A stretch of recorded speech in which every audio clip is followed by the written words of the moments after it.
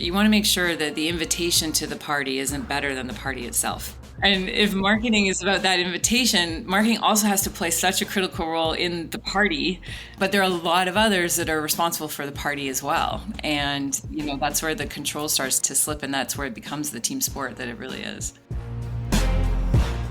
Welcome to Building Better CMOs, a podcast about how marketers can get smarter and stronger. I am Greg Stewart, the CEO of the nonprofit MMA Global. And that voice you heard at the top is Carolyn Pollock, the CMO of Tailored Brands. Maybe that name doesn't ring a bell, but you definitely know some of the brands in their portfolio, including Men's Wearhouse, Josephite Bank, K&G Fashion Superstore, and Moores in Canada. Now, Carolyn has been with Tailored Brands since 2020 and previously worked or consulted at companies like Thumbtack, Facebook, Dolby, and eBay. Now, today on the podcast, Carolyn and I are going to talk about the challenges and opportunities of modern measurement and the morass of technology that comes with that in marketing, the growing importance of customer experience, and why marketers need to stop marketing themselves so much. This podcast is all about the challenges marketers face and unlocking the true power that marketing can have. Carolyn Pollock is going to tell us how she did that right after this.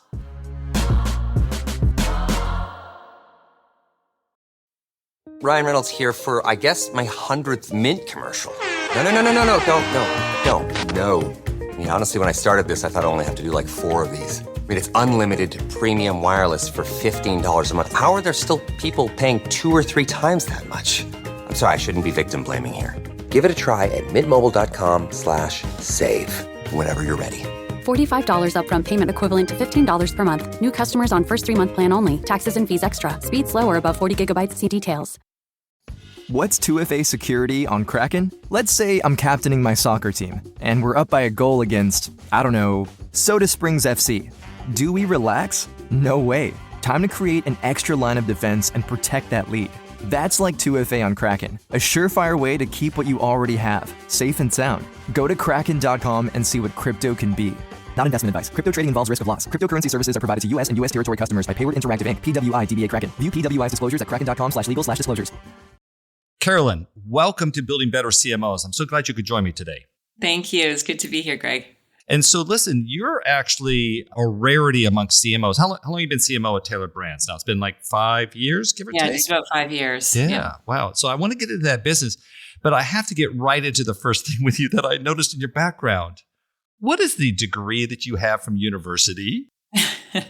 I have an undergrad in biology with a specialization in genetics. Well, don't all CMOs. No, yeah. I mean, really. Listen, I've had chemical engineers, and I tell you what I noticed. It's very funny. A lot of what I hear from people in these podcasts are kind of related back to their undergrad work. It's very funny. Why that degree? Yeah, I was passionate about science and biosciences in particular. Knew I didn't want to be a doctor. Most of my classmates went on to med school. I can't handle the sight of blood, so that was not going to be my calling. That slows you down. I'll be the same, right? Yeah, but I think I've always gravitated to things when they're sort of on the cutting edge. And, I've been around for a while. So when I was studying genetics, they were in the process of finalizing the coding of the entire human genome.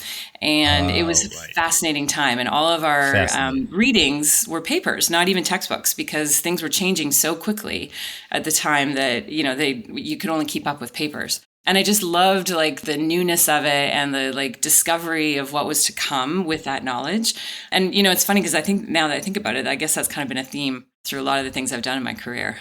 I'm telling you, it's going to come up. It just always does. It's very funny. So mine was as an economist. And so I tend to talk in those cost benefit kind of I find myself using it. It's very funny. I just think that's very interesting. So genetics, have we mapped it all out? Where do we stand? Are we actually better understanding sort of? It's amazing now, the understanding that they have around, what drives different reactions to things and, what drives enzymes. And, the coding of the genome was a massive watershed for understanding of all of that and how to treat genetic diseases. I mean, there's lots more work to be done, but all the things that are happening now with mRNA and all that really came from this understanding of the genome. So it's pretty incredible. I think you start to realize just how neophyte we are as humans in understanding actual humans. Yeah. And how our code really drives not just our physical manifestation, but even how we emotionally react to things. And it's amazing. It's funny you say that. I've been listening to a guy. I won't be able. I certainly, even if I could remember his full name, I couldn't pronounce. But I've been listening to a guy that's been coming up on my TikTok feeds a lot for whatever reason, and YouTube Shorts. And he talks about the complexity of the human mind and interpreting information, and some of the blocks that we have to actually getting clarity.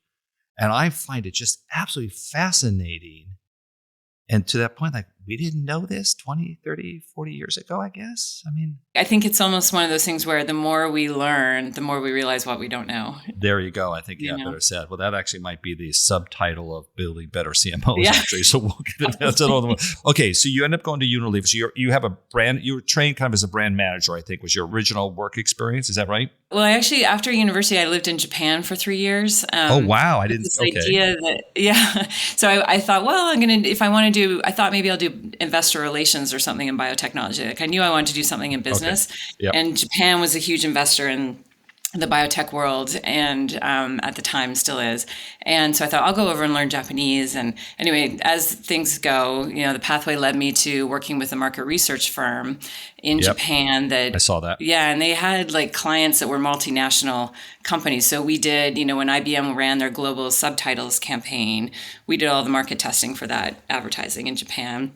I did market testing for Campbell's Soup, Pond's face cream, all that kind of stuff. So that got me into marketing. And when I moved back to Canada, I was like, I need to do this. And so that's how I landed at Unilever. And then you've really been, it seems to your background is sort of, big brand marketers. So Unilever, and then Labatt was in there too, I think I saw. Yeah. And then you've touched on a lot of the brands, but then also too, you seem to take a off to tech company too sort of experience in there. So were they startup oriented or were they just tech oriented? What was your focus there, by the way, some of that? So it started again, back to, okay, maybe now that I've never really thought about it this way, but like trying new things when they're kind of at the cutting edge. Labatt was owned by Interbrew, and Interbrew had spent a bunch of money on a URL in 1999 called beer.com. And there was a tiny team of 5 of us. So we were a startup within Interbrew that launched beer.com on the web in 1999. Oh. So that got me, I was like, I've got to get into this internet thing. I think it's really going to catch on. And so we launched the site. You were right. By the way, you were right. So just every once in a while. And launched the site. And then I thought, if I'm going to do this .com thing, I probably should be in the San Francisco Bay Area. Yeah. And that's what drove me down to here. And from there, tended to skew in consumer tech, if you will. A bulk of my time was spent at eBay, and really understanding the role that eBay played in kind of shaping e-commerce as we know it today. Totally. So that was an amazing experience, and obviously then became a launchpad for kind of other involvement I've had in the tech space. Were you there at eBay before or after going public? Just after. So I started in 2002. So I got a call from a headhunter. I was in New York. I was a very arrogant New York marketer, agency guy, had a big job at Y&R. And I got called to go meet with a company in the Bay Area. And I remember driving down the 101 and thinking, wow, this looks like an absolute hellhole. There's just a bunch of small 2-story buildings. They look like, tacky apartment buildings to me, sort of just to be really nasty about it. And I went and had this meeting, and the office was terrible. It was dirty. There were Beanie Babies everywhere. And they were looking for a new head of marketing. And I met with a guy named Jeff Skoll. Oh my goodness. That's so funny. Yeah. And you're like, I don't know this auction thing. Is it really? That's exactly what I said, Carolyn. I just said, I don't know that I get it, Jeff. I don't know how you build trust in the system. It just doesn't kind of make sense to me. So I walked away. Meg Whitman came in 6-9 months later, took the company public, and the rest is history. So I only love pointing out that story because I love to know when I'm wrong. It just reminds me not to be so sure I'm right all the time. That's right. There's a number of those Silicon Valley stories of the woulda, coulda, shouldas, right? 100%. 100%. It's just so funny. And in fact, I don't know if you even know the story with Meg Whitman.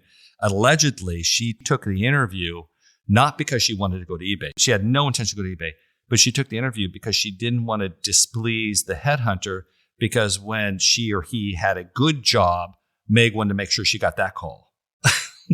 Not this eBay thing. Piero Mediar was a very persuasive person and had an incredible vision. So it did. And listen, it was a big deal, and they solved all the problems I was concerned about. So very interesting. Okay. So again, you have a very broad market. Now you're over at Taylor Brands. So for the listener, it's a collection of retail, but talk about the thesis of the company, and so people have some background to it. Yeah. And our vision with Taylor Brands is to become the sort of menswear specialty retailer, the primary destination for anyone looking for menswear. And with that, we have a portfolio of banners. So we have Men's Warehouse as our best known and our largest. We also have Joseph A. Bank, and then we have a brand called K&G, which is a little more centered in the South and the East a bit. And then in Canada, we have Moores, which is very similar to Men's Warehouse in Canada. And across those brands, we have a very large share of the tailored clothing market for menswear, and increasingly are working to expand into more of the casual clothing as well. But we are really kind of the number one destination nationally for anybody who's getting married or has some kind of big formal special occasion. Got it. And listen, that's got a kind of an interesting sort of dynamic, I assume. I don't know the brand. I know the brands. I don't know the overarching trend. But listen, retail's in a funny spot right now, but then it's very hard to buy clothes that you can't see on you. So you've got that, And then styles and fashions are changing so much, so dramatically than where things were. So what caught your attention? Because you actually were a consultant there before you came on full time. So that's right. Yeah. What was kind of your process when you looked at it and said, oh, this is a place I like solving hard problems like genetics. This is going to be a hard problem. I don't know how you looked at that, but go ahead. Well, you kind of nailed it. I had a consulting business for about 10 years and, had the opportunity to work with a real range of companies, big companies, tiny companies, different stages of growth. And through that, got a really good perspective of where there are real opportunities versus, this company's probably always going to be kind of in maintain mode as opposed to there's something really special here that could be growth. And what attracted me to Taylor Brands was this opportunity of people come to us for, you think about it, like the most important day of their lives to that date, right? Yes. Like their wedding day, more people are looking at them, they're getting more photographs. Those photographs will live forever. They want to look good for those moments, right? And they come to us to help them look really great for that moment.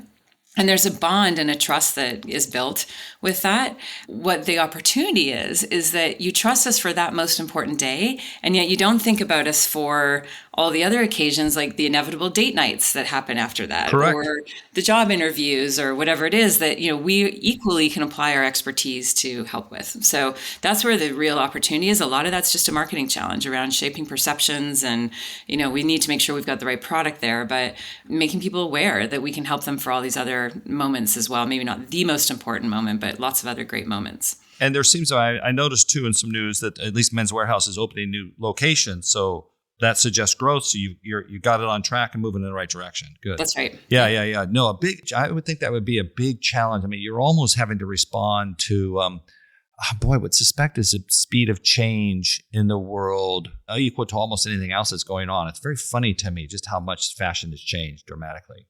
Mm-hmm. It is. And I mean, men's fashion doesn't change at the same pace as women's. Understood. You know, and then within that formal. But the rules have changed so dramatically. I think it's the rules that have changed, not the fashion maybe itself, right? Yes. Like I have to go to a dinner tomorrow night. I have to wear a tie. And I thought, wow, I've not done that in a really long time.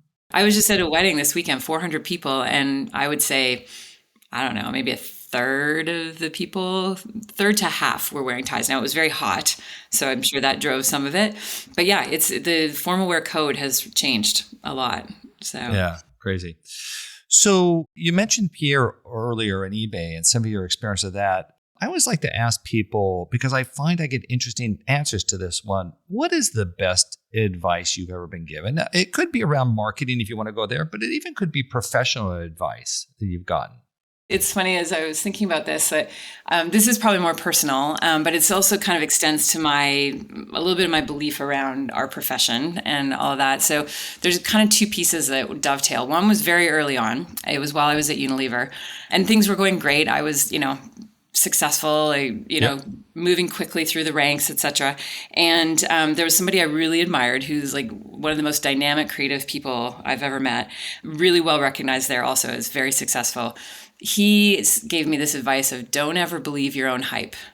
And oh my God, I love that so much. And that just like, boom, grounded me so much about this isn't about patting myself on the back and coasting through because I just did this amazing thing. And everyone's like, wow, you're so great. It's like, no, you've got to constantly, the minute you start doing that, that's when things start falling apart. And I've seen that happen like directly as well as indirectly. 100%. So that was really helpful. And then relatively recently, I was at a conference and someone asked the question of the gentleman on the stage, what advice would you give to marketers?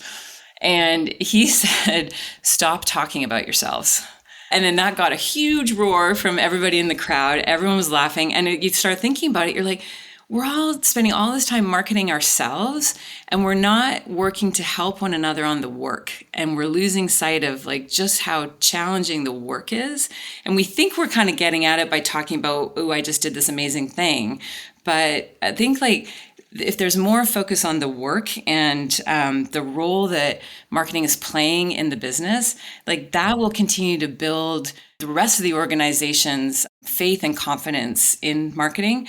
That if they see us all just off like doing all these showy things and at this and that conference and all that starts to erode their belief that you're really focused on the business. And again, I've seen that and heard that from others in other aspects of the business that I think it's really important. Like I think it's important we do these conferences and we have these conversations together because that's how we will help one another. But we've got to make sure that we don't come across as, pushing ourselves as opposed to the work. It's funny you say that. I think, listen, I had Bob Pittman, now over at iHeartMedia and the founder of MTV, say at one of my events one time. And he looked probably about as old as I am now, I think. He said, the only advantage to being older is pattern recognition. And I thought, wow, that's a great statement. And I think you just said a variation of that. I think when you're around long enough, arrogance, I mean, you didn't go quite this far, but I've often thought that like arrogance is the beginning of the end when that enters into me. And it's about me having my ego get in the way. I guess the question I'd ask you, though, around marketers, though, why for marketers, why do we talk about ourselves so much? You're right. Actually, I'll tell you another story. I had a CEO tell me one time, he says, I watch my CFO. He doesn't go around and give himself a bunch of awards like my CMO does. Yeah. Oh boy, that's not good. So what do you think's going on? Well, I think it's part of the like challenge, but also what I love about what we do is that there's not a black and white, measure of your success. And there's so much of it is intangible. And if you're the CFO, you're either you got the balance sheet or you don't, like you're coming up with the cool business acquisition strategies. Like there's really clear, tangible outcomes to work well done or not, And with marketing, it's like there's so many dependencies on all other aspects of the business. And yet marketing is the most visible thing that everyone turns to that first and picks on that if things aren't right. And that just generally erodes even the most confident individual's confidence that like, well, gosh, maybe am I not thinking about the right thing or am I not? And I think that's part of it is that like we do this to bolster ourselves and make ourselves feel better. But no, I am doing really amazing things and all that. And there's not the same always quantifiable. There absolutely are business results and all of that. But there's a lot less of it that's as tangible, It's funny. I was in London last week, and I met with a guy who used to run Cannes Lions. It was very interesting. He said, he kind of put, and I think he's right. I wonder if you would know him. He says, marketing is the only business that gives awards that wins business. And so break that down, right? Just to make sure the listener kind of understood that. Like a Cannes Lions or a series of Cannes Lions awards is what an agency uses to get new business. Mm-hmm. It's not generally how much did we grow the business, although some of that, and I've not done new business, I've not done agency new business pitches in a long time now, or had a lot of exposure to them recently. But I think that's still true, right? So think of any other industry. So that's why Cannes Lions has become such a big deal because it reflects ability to get money. It's not just ego. It is actual real revenue for those agencies. Isn't that funny? It makes a lot of sense. And I think, generally the people that get recognized are the people that deserve that recognition because they're driving business. At the end of the day, that is really what matters. But I think it's gotten a little out of control in how, it's like, oh, I'm so humbly honored to da-da-da. And, it's like, what did you do? What did that mean for the business? And how do your colleagues feel about the impact of that? And, and I think that to me is that the way your colleagues feel and how they believe in your partnership and your focus on the business itself, that really matters. And it matters in their confidence in you and all of that. I'll tell another observation I've come to recently, which is that I think the role of the CMO is the only person in the C-suite who is 100% tasked with growth. And near as I can tell, listen, you can get growth through acquisitions, as you kind of mentioned there too, but just say organic growth, okay?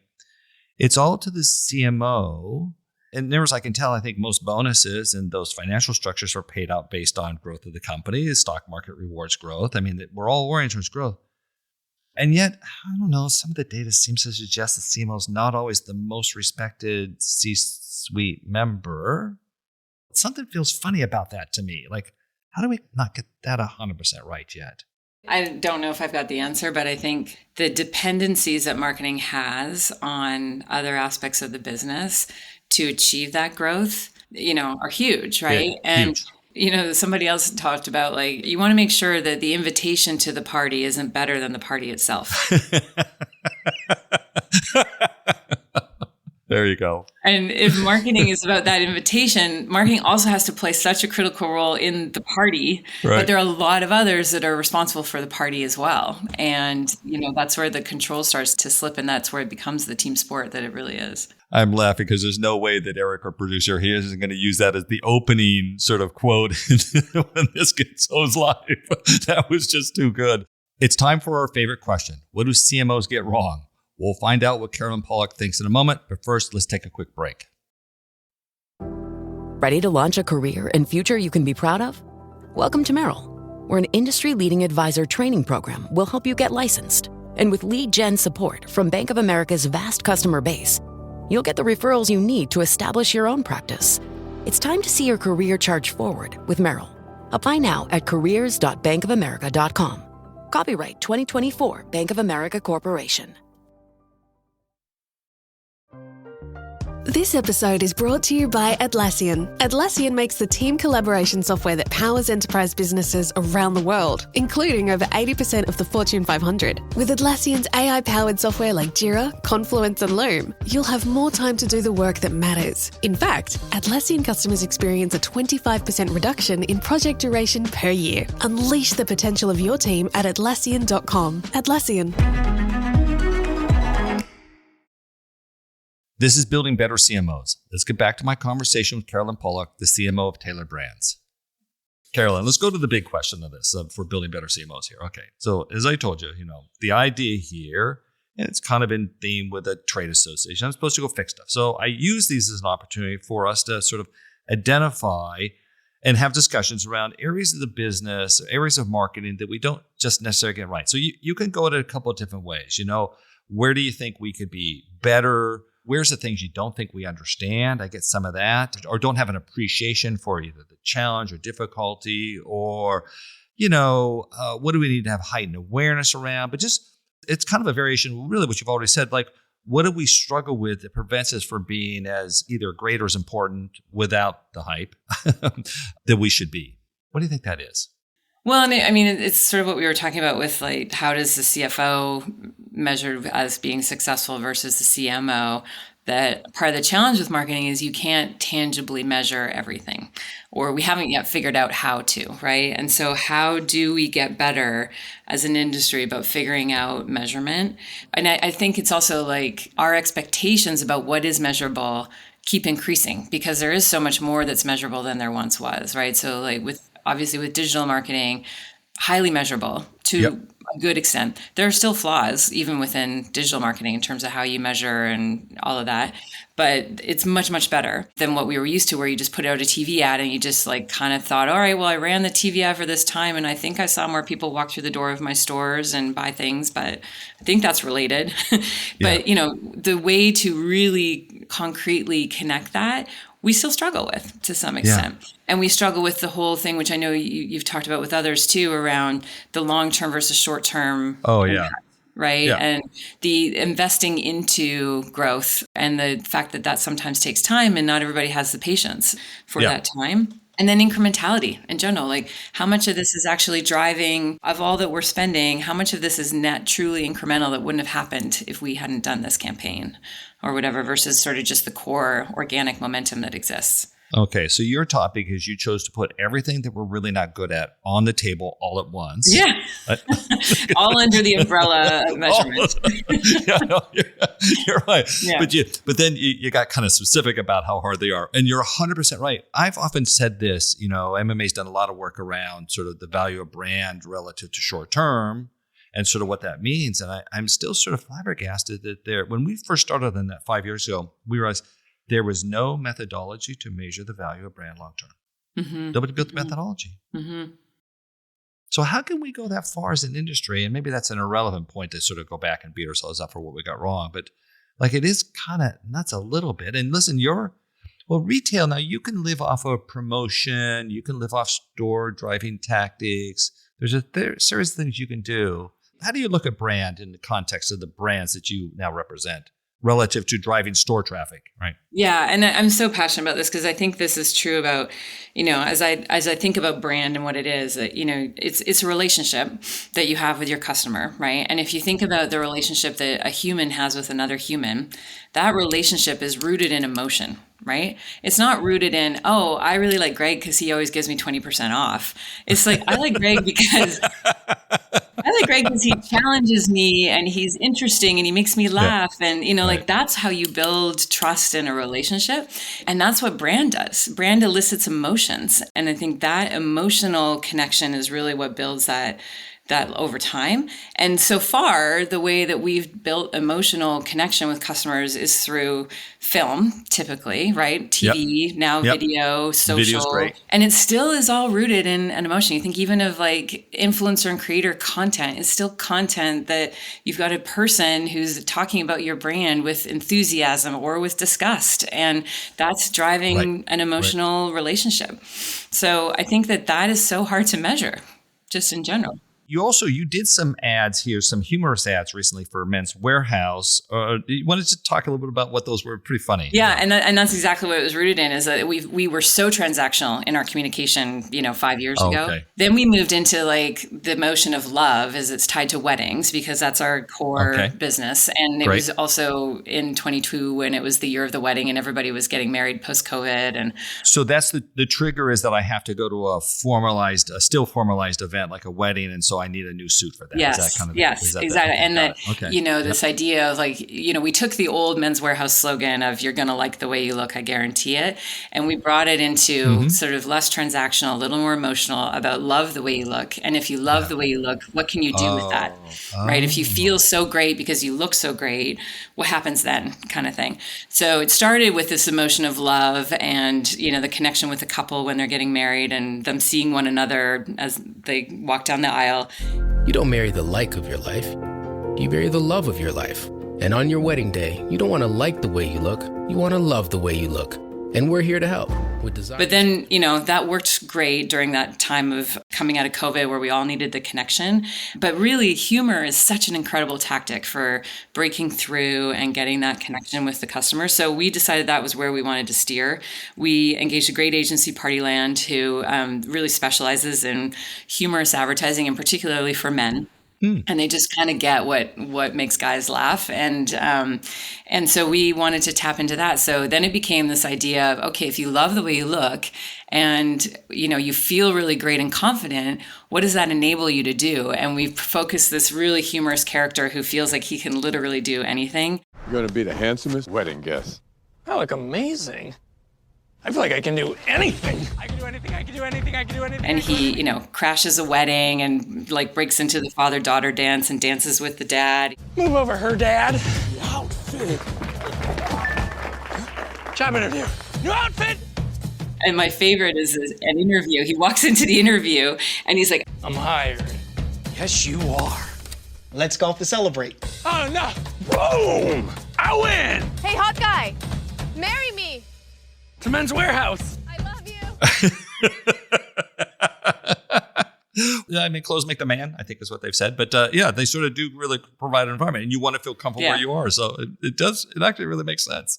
How'd you get to that brand insight, by the way? And it's amazing, like the idea that it really kept being rooted back in, if you like the way you look, then if you love the way you look, then you feel great. And if you feel great, what can you do? And, that was like a consistent thing that came through in research about we used to talk about it in terms of confidence, but like telling someone you're going to be so confident just doesn't work the same way, right? No. So it's more about like, what does confidence enable? And what does that do? And then, that just led to all these amazing humorous applications. So I love it. Okay. So let's come back. So let me ask you always a kind of controversial question around sort of measurement, especially when it comes to creative. Do you pre-test ads and so on? Do you guys go through that process, or what's your sense of that? We concept test. Concept test. Okay. Yeah, certainly with the humor we did, because we wanted to make sure that it was so new for us. We've never done humor as a brand. So we wanted to make sure it landed okay and that we were credible in showing up that way. But yeah, we don't do the full with media and all that. Let me ask you a funny question. It's come up in other sort of episodes here. How many creative derivations, how many creative assets do you have to produce off of that one big idea? Oh my gosh. In today's for a campaign. Yeah. I'm not testing your knowledge here as much as just trying to get a theme. I mean, it's massive. Oh, literally for our prom campaign, which everything nests under love the way you look, right? So even for our prom campaign, it's like, if you're a prom kid and how do you, show up and, do fun things with your friends and all that. Just for like one little bit of our prom campaign for the spring next year, we're asking for 150 videos that we're creating. Wow. Never mind what creators and influencers are going to create. That doesn't mean like digital video and YouTube and, we're not doing prom for TV, but yeah, the volume of assets is staggering. At this point. Yeah. And so then you kind of run into the issue about whether or not like I was just having a conversation with somebody else here before I jumped over here to record this. And they were really talking about the degree. In fact, I'll even name the company because he'll appreciate it. VidMob. I was talking to Alex Colmer there, the CEO. And he was talking to the degree to which he thinks that individual creative units would not be performing. So they're trying, he's built a system to hopefully assess that. So I'm just in my own mindset, I think like, granted, creative is a big fail sometimes. Having the right strategy is a fail sometimes, and then getting the right message to a consumer in a way that they understand it can be real challenging too. And then when you end up with all these different units, but then who has the time to go test all those units? I mean, feels like we're kind of caught in a little bit of a bind for our industry. And if you have an ad fail, what's the point of spending money behind it if it's just not communicating well? Right. Yeah. No, I think it's such a good point. And honestly, part of the debate I've been having with my team is like, do we need 150 social assets for this campaign? Do we know how well the 92 we created last year performed? And does that inform anything about what kind of content we should be producing this time around? Because 150 videos, we're not there yet with Gen AI that we can, do that yet. Do all of that through Gen AI. So like, that's a lot of work. And I might have to hire 2 more editors and, just all these kinds of things that you have to think about. And yes, it would be amazing if I could just say, we ran all 92, these 11 rose to the top with these particular themes. And that's what we should double down on this season. I'm eager to find out how we can do that. I don't know if there's any answer to that one. It does feel really complicated. And I've tried to ask that question out a little bit because I've heard in the thousands. Yes. In the thousands. Yeah. And I think that's true even for us with, that was just my one little small. By the time you go through all the derivatives of that and its applications and its placements and so on. Yes. Well beyond the ship of 30 seconds. I mean, I'm old enough to remember we used to send tapes to the networks to run the TV commercials. So that's a way back machine. So, but let's come back here to a couple of the big issues. So how does tailored brands, and if you want to pick on an individual brand or just an overarching, how do you look at that long versus short discussion? Because, I mean, like I pointed out earlier, like I was flabbergasted that there was no methodology. When I started to hear this issue and to realize that we didn't know how to do, and by the way, I was trained as an agency guy in Procter & Gamble, so very similar to your Unilever background, right? So I was raised on brand. Right? Yes. Yeah. But to think that we still don't know that after all these years of putting brand as our main thesis, ouch. You know what? I just keep coming back to too, where we have run some testing, and just again, some of this is just intuitive because this is the part of the art that's the art and the science. The consistency and the continuity of showing up with a message over time. You think back to almost every brand example. The ones that are really strong and bring long-term brand value, they've delivered something very consistently for a reasonably extended period of time. And I think what happens nowadays is like people don't have that same level of patience or tolerance, and our attention span's shorter, and we feel the need to be constantly changing things up.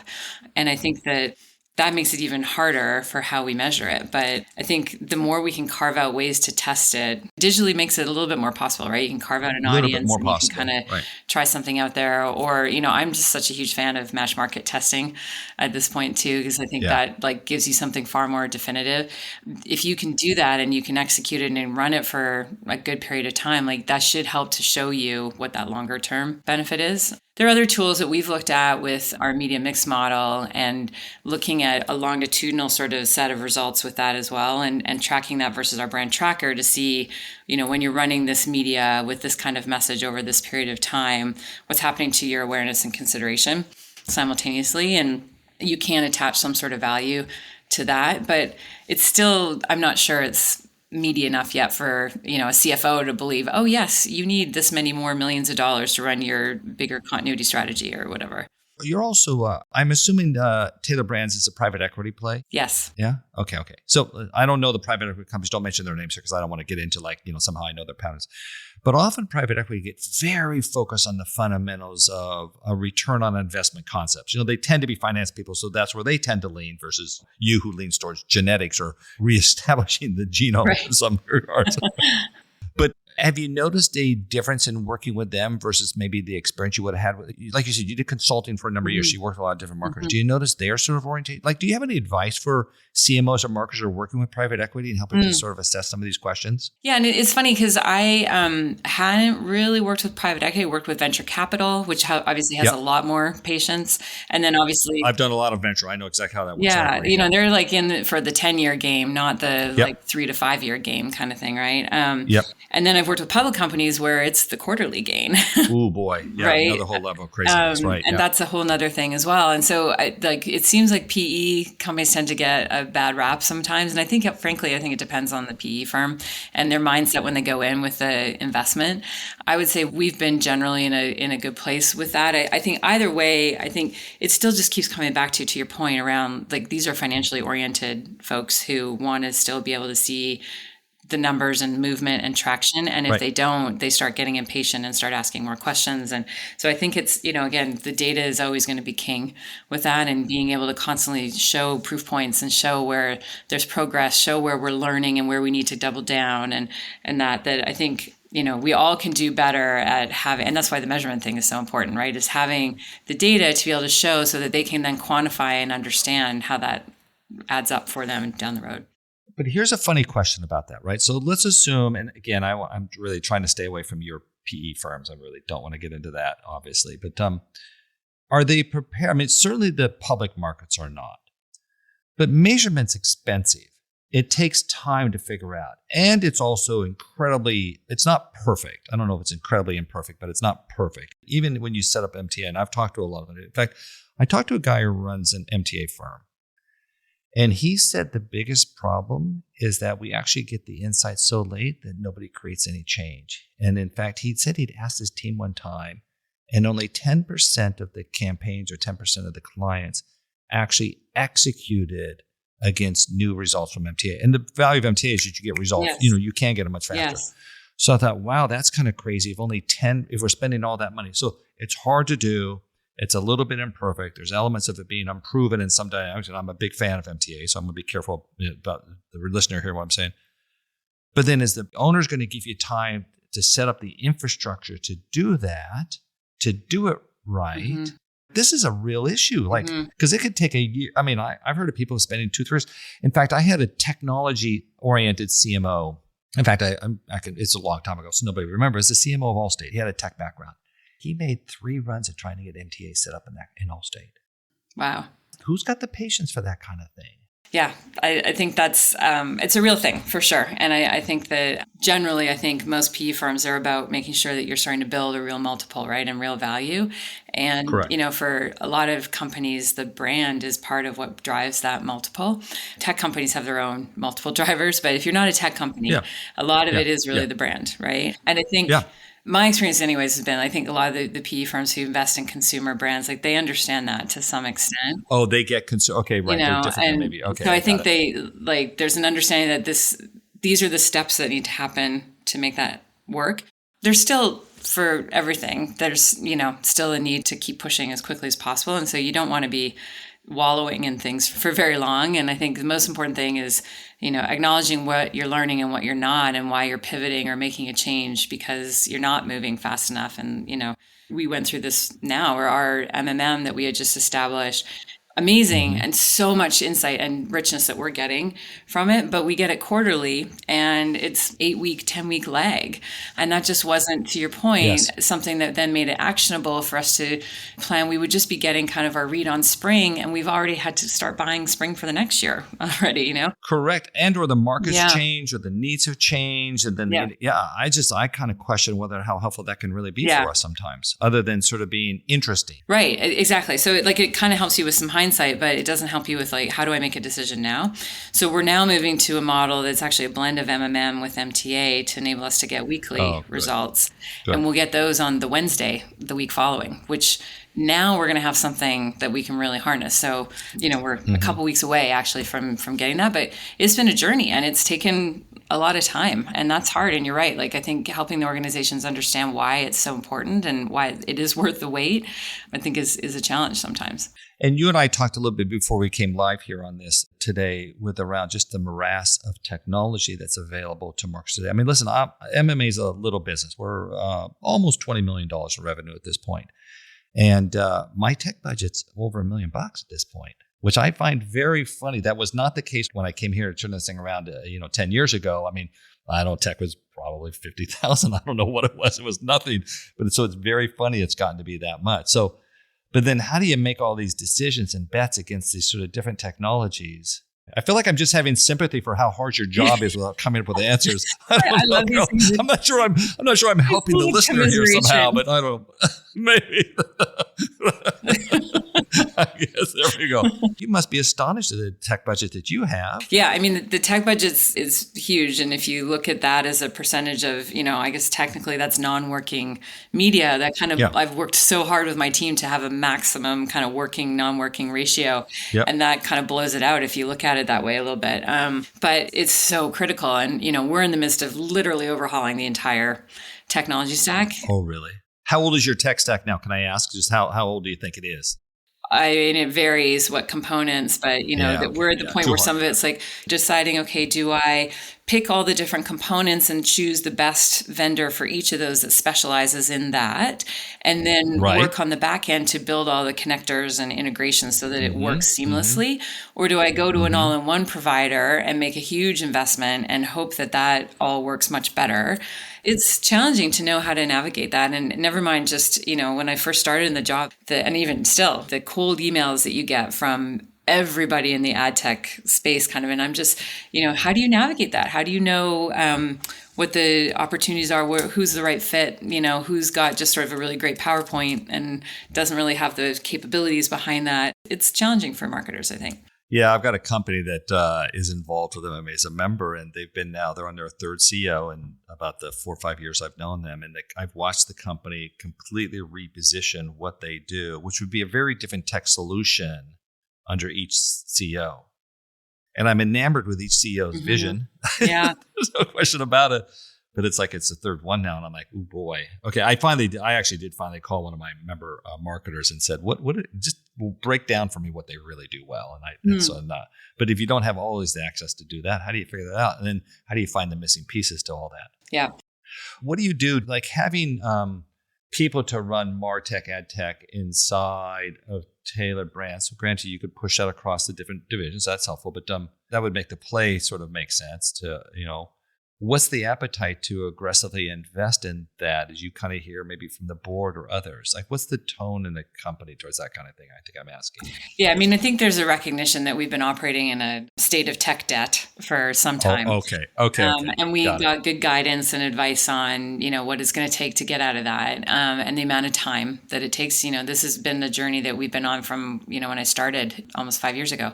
And so, my MarTech team didn't exist when I joined. Yeah, that's kind of what I'm asking, when did you get a MarTech team actually? Yeah, When was there like specialists on that? Well, it's like the first year was COVID, so we were dealing with a lot of other things. But I would say probably 3-ish years ago, we started really building it up. Yeah. And it's really accelerating now as we're growing and driving more integrations and all of that. So, and not just on the MarTech side, but also within our engineering team for the teams that are supporting us. Can I ask, and again, I'm not looking for confidential information, but like, what are the moves that you think you make to try to figure that out? Like, what are the first capabilities that you try to hire? How do you look at some of that? Do you remember how you went through that process? Yeah, I mean, it started with getting a leader who could help define a roadmap, right? And I think I really indexed on somebody who'd done it in a couple places and who had a good point of view and perspective. And then we've also spent a lot of time talking to other companies in our space in particular. And you get like, everybody's at very different stages of the journey, but everyone's on the journey. Totally. And it's really helpful, I think, also to talk to others about not just the vendors that they chose, but why and how they built, what pieces they put together. And if you're considering one vendor versus another, like, does one integrate better with the other components? Or, so I think the shared knowledge that exists out there of what we've all been going through and are going through, I think that's incredibly valuable for that information exchange because we're all trying to figure it out and everybody's got kind of a different use case, but there are some commonalities that help with that decision making. Where Europe gets a little complicated too as a retail business. And so some of the work the MMA has done has been to define that there are really only 3 core marketing strategies. There's just 3, everybody. Stop making up a lot of other stuff. It's either going to be brand, okay, that's a play. There's going to be direct-to-consumer, transactionally oriented, or there's going to be customer experience. Those are really the 3 core ones. And you can have them in different combinations. So, you talked a lot about getting the brand right first. Makes sense to me. And now I'm hearing you move towards probably setting the platform for more customer experience. I'm guessing was where some of that's going. Absolutely. I think the challenge we're into is that a lot of CMOs who got to the CMO office got there through brand. And yet customer experience seems to be where part of the war is and will be for retail, I think, to a probably large degree. How do you think you and or your team sort of migrate then to do more customer experience and just assume, like, you're having to remake a team here over time, not trying to communicate anybody to the team that's already there, but it's but right, you have to add new capabilities and new insights and so on, right? Yeah, and I think it's like bringing in new capabilities of specialists who are really good at that, but helping the others understand that they've got to figure this out too, right? So whether it's the creative team or the media team or obviously teams like email and all that, like they all are having increasing dependencies on the technology that is enabling what they're doing. And they've all got to get a lot more steeped in understanding how to define really what you need from the technology, like down to like the detailed level use cases as well as like the bigger picture outcomes, and thinking about it from a way that will help direct an engineering team to know what they have to go build for that. I think it goes to this idea of that kind of cross training and building skill set. Just because you're a creative doesn't mean that you're not going to need to understand, how dynamic content delivery works in an email platform, for example. We've seen some, I wonder what your reaction to this is. We've seen some information, some research that we did around marketing.org, and it seemed to indicate, it's not conclusive, but it seemed to indicate that customer experience was the marketing strategy of the future. It wasn't just brand. And experience can build a brand too. So, I want to be careful about those sort of the complexity. What do you think about that movement to customer experience, given all the businesses you worked on? I think that's true, because if you go back to, that is, like you said, like that is what helps drive a brand, right? Is that like the experience that somebody has when they interact with you, whether it's in a store, on a website, talking to customer support, seeing an ad, interacting with you on social, all of those are customer experience, really. All those are experience. Correct, and every single one of those interactions shapes their relationship with you because of whatever emotion you elicited in that experience. So I do think like we have to not lose sight of that and not lose sight of like, what do we want to push on the customer? What are we trying to achieve? And like, how do you interact with the customer such that you both get something out of it in the end? Yes. Yeah. So much. Yeah. It's very interesting here, Caroline. I think that I have a feeling that this conversation for me with you, and I've talked to obviously a number of CMOs, I think I'm realizing the incredible complexity of our business in a way that as much as I sort of understood, it just kind of went to a whole nother level. Like to think about how all those pieces come together, you bring them together. It's not easy. No. And I don't know there's any magic. I don't even know if I know what the magic answer that I would be to tell. I'm sitting here listening to you and thinking like, well, listen, I'm the trade associate here. I should have processed these platforms, sort of thinking around sort of how you accommodate this. And I don't know if I know off the top of my head how you do all that, how you sort of provide a sense of clarity to what to do next. Mm-hmm. Yeah, and there's not I don't think there's a cut and dry playbook, right? No. That it really is so different depending on. No one size fits all. Yeah, and it's not just the company and the brand, it's like the stage that company's at and the maturity of that brand and all of that. Yeah, or what even in a private equity environment, what are you doing? What are you doing long term? What's the transactional time, right?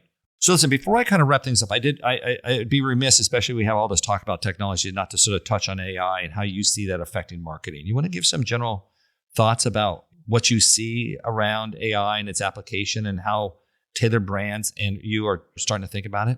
I am so excited. I mean, again, with keeping with the theme, I think AI is the next frontier, right? So the internet was that, now it's AI, and we all know that, and we're all super bought into that. But I'm so excited about what it can do for us for so many different applications. One, we were talking about the volume of content that needs to be created, right? Like it's not there today, but it will get there. And I have total belief that it will get there. And it will not only allow us to create those versions, but it will allow us to better measure the impact that those versions are having and help optimize on that. I mean, I've already seen, some tools that kind of start to help with that to some extent.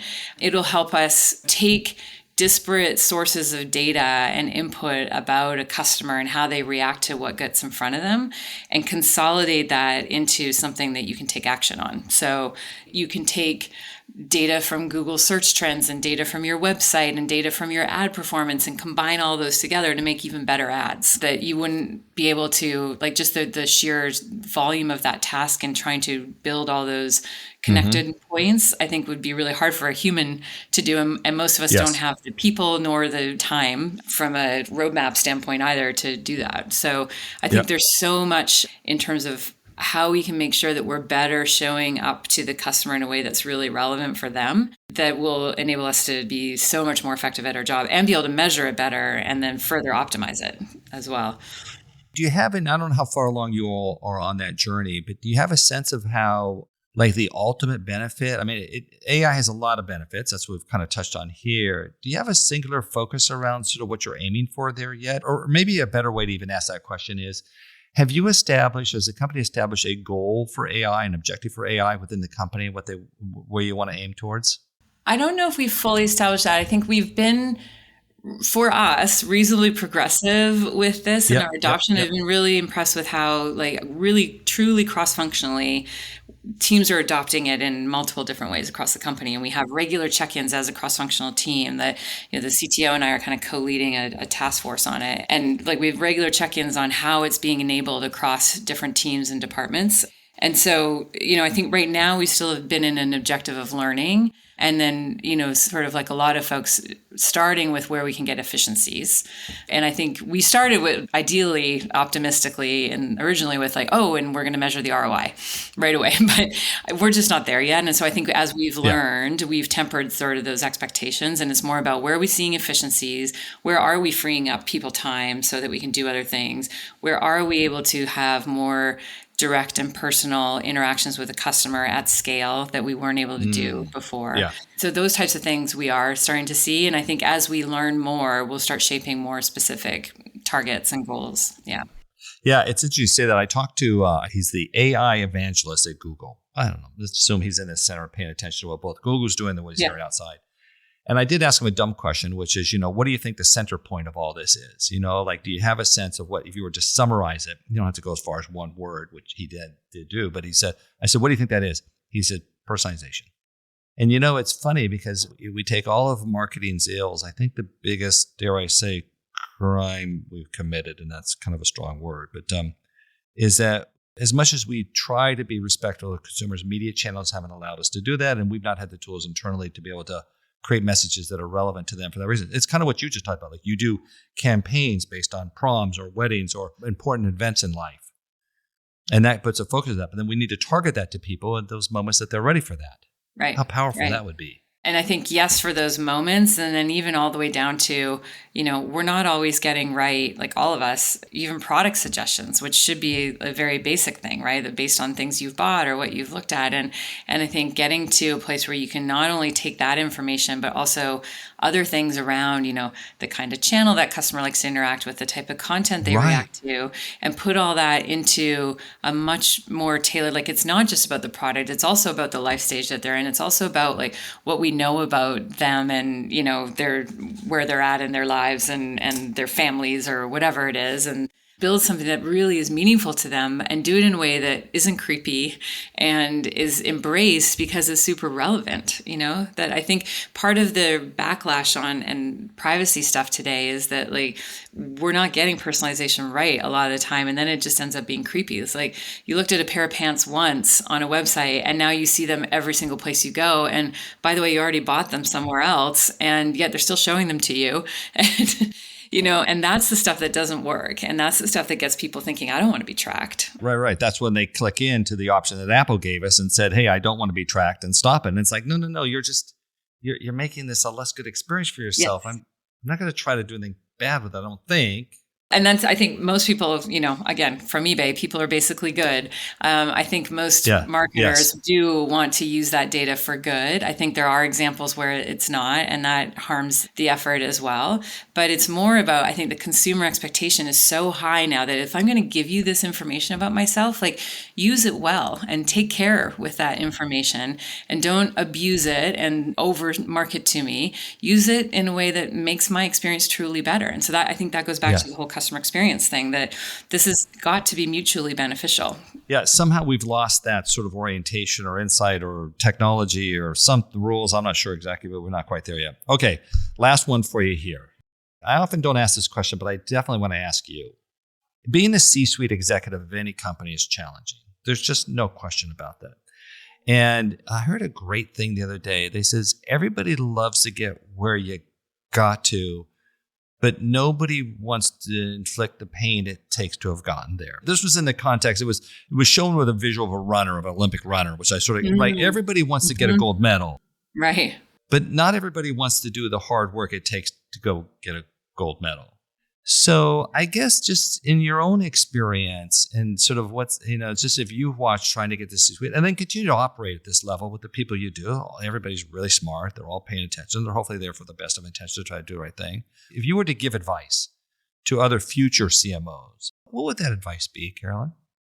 And this is something I'm so passionate about because I think that, it's our duty as leaders in the industry to really keep thinking about the future of it and the people that will be rising through to eventually replace us all. Yes. As challenging as it is for us, I think it's going to be even more challenging down the road for a lot of the reasons that we've talked about. But one of the things that I've observed is that, with the way marketing's gone, where you can get highly measurable in digital media and, you get people who are laser focused on performance, and those people are very different from the people who think about brand strategy. And then those people are very different than the people who think about technology, that I think we're doing our profession a disservice by not building people who have generalist type of experience and can truly connect the dots. Because in a lot of organizations now, the CMO is the only one who has purview across all of those areas and is the one driving the connections between those dots.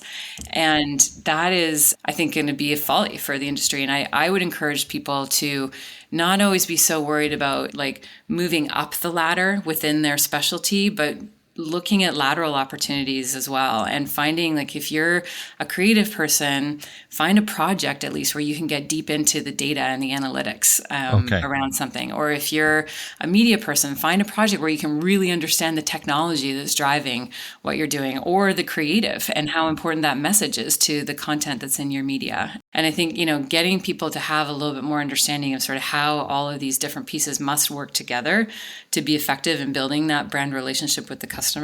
That's the thing that I think we need to all help our teams groom to do. Are you saying be a generalist, or are you saying be an expert in more areas than you currently are? I think it's okay to be an expert in one area, but I think you've got to really understand how all the other pieces feed into it. And that's not just at a surface level, so I think you have to dig into it. Yeah, I heard you say generalist earlier. There was some part of the conversation here you and I have had where I heard generalist. I thought, I think part of the challenge is we don't know enough. But then what you did when you brought that around, you said, no, go spend some time in media, go spend some time in research, go spend some time in technology, I think is what I'm hearing you say, and develop some expertise in those areas. And expertise maybe is the wrong choice of words. Develop a competency or at least an understanding of that so you can bring it into the greater whole. That's what you're saying. Yeah. Have you had a chance to do that in your career by chance? I'm just curious if that sort of person is related to things you've done over the years. Yeah, I did. I mean, I was fortunate at eBay where I was able to have a lot of different opportunities. And coming from packaged goods, we are trained to be generalists there, right? And you work with all the different capabilities, but you're really the one quarterbacking it all. And you have to learn that is a brand how that all job. works. Yeah. But at eBay, I had the opportunity to run everything from very sort of high level strategy around programs and sort of more the creative side to the relationship marketing and running our email and direct mail programs. And those were two very different parts of the brain to use. One was like highly quantifiable and, tangible and targeted and all of that within email and direct mail. But then the creative side and how we were coming up with ideas and using that to change perceptions around our brand or whatever, like that was less measurable and tangible. But the two work together so importantly, So it did give me a good sense building on sort of that generalist experience I had already from packaged goods, but it then allowed me to go deeper into a couple key areas and learn a lot more there. It's funny. You're almost kind of suggesting, I'm sort of taken back by, the tagline on the website, which you've said here, helping people love the way they look and feel for the most important moments. You're kind of saying, hey, when you got to show up for research, you got to show up for some of the thing about marketing. It'd be best if you had some understanding about that is kind of what you're saying. It's a variation of that. Be ready for those moments. Exactly. And the job has gotten incredibly complex. I mean, I think I don't know. I've talked to a lot of other CMOs and I don't know why I heard it even stronger today than ever. So I think that's just what we're up against to kind of do this. Caroline, I can't thank you enough. It's really appreciative, really insightful and interesting. Thank you. Thank you so much for having me. Thanks again to Carolyn Pollock from Taylor Brands for coming on Building Better CMOs. Check the description of this episode for links to connect with Carolyn. And if you want to know more about MMA's work to make marketing matter more, visit MMAglobal.com. Or you can attend any one of her 44 conferences in the 16 countries where MMA operates, or really write me, greg@MMAglobal.com. Now, thank you so much for listening. Tap the link in the description to leave us a review. If you're new to the show, please follow or subscribe on Apple, Spotify, Amazon Music, iHeart, or wherever you get your podcasts. You can find links to all those places and more at bettercmos.com. Our producer and podcast consultant is Eric Johnson from lightningpod.fm. Artwork is by Jason Chase, and a special thanks to Angela Gray and Dan Whiting for making this happen. This is Greg Stewart. I'll see you in 2 weeks.